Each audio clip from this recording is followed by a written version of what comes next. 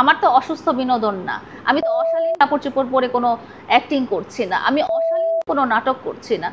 আমি খুবই নির্মল বিনোদন দেওয়ার চেষ্টা করছি, এবং যেখানে খুবই পজিটিভ, যেখানে কোনো নেগেটিভ কিছু নাই।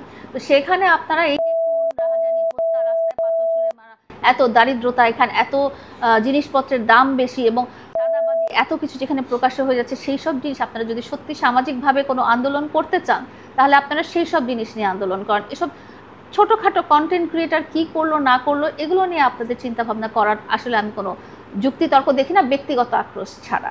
মামুন চলে যাওয়ায় আপনার ভিউ ব্যবসায় ধস নেমেছে, মানে অনেকেই বলছে এটা। আমি কি ভিউ ব্যবসা করি? আমি তো ভিউ ব্যবসা করি না।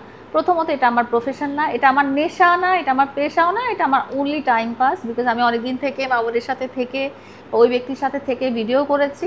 সো আমার কাছে যখন আমার সাথে যখন কেউ কন্টেন্ট ক্রিয়েট করতে চায়, তখন আমি কন্টেন্ট ক্রিয়েট করি, এবং আমার মনে হয় এটা আমার একটা দায়িত্ব তাদের প্রতি। তারা ছোট ভাই হিসেবে বা তারা পরিচিত মানুষের কাছে যখন আমার কাছে সাপোর্ট চায় যে আপু তোমার সাথে ভিডিও করলে আমার একটু ভিউ হয়, তো তখন আমার মনে হয় এটা আমার একটা দায়িত্ব। কারণ ওই ছেলেটার হয়তো দেখা যায় অন্য কোনো প্রফেশন নাই, বা তার কোনো পড়ালেখা নাই, বা তার কোনো পরিবারে ওই রকম সাপোর্ট নাই, সে হয়তো ভিডিও করেই তার ইনকাম বা জীবন জীবিকা নির্বাহ করতে হবে। আমার মনে হয় আমার এটা একটা, আমি বলবো যে এটা হচ্ছে তাদের প্রতি আমার বড় বোন হিসেবে দায়িত্ব যে তাদেরকে সাপোর্ট করা। এবং এখানে শুধু কন্টেন্ট ক্রিয়েটাররা না, এখানে অনেক শপের মালিকরা আছে, অনেক প্রোডাকশন হাউস আছে, এবং অনেক হসপিটাল আছে, বা অনেক ক্লিনিক আছে, অনেক পার্লার আছে, অনেক উদ্যোক্তা আছে, যাদেরকে আমি আসলে সাপোর্ট করি। সেটা ভিডিও করে হোক, বা তাদের কাছে সার্ভিস নিয়ে হোক, বা যেভাবেই হোক না কেন, এটা কিন্তু তাদের উপকারে আসে। একটা উদ্যোক্তা যখন ব্যবসা করতে নামে, তখন এটা বলে বোঝানোর মতো না যে তাদের কতটা সংগ্রাম করতে হয়, কতটা কষ্ট করতে হয়, এবং তারা তাদের দেখা যায় যে জীবনের সমস্ত পুঁজি সেখানে ব্যয় করেছে।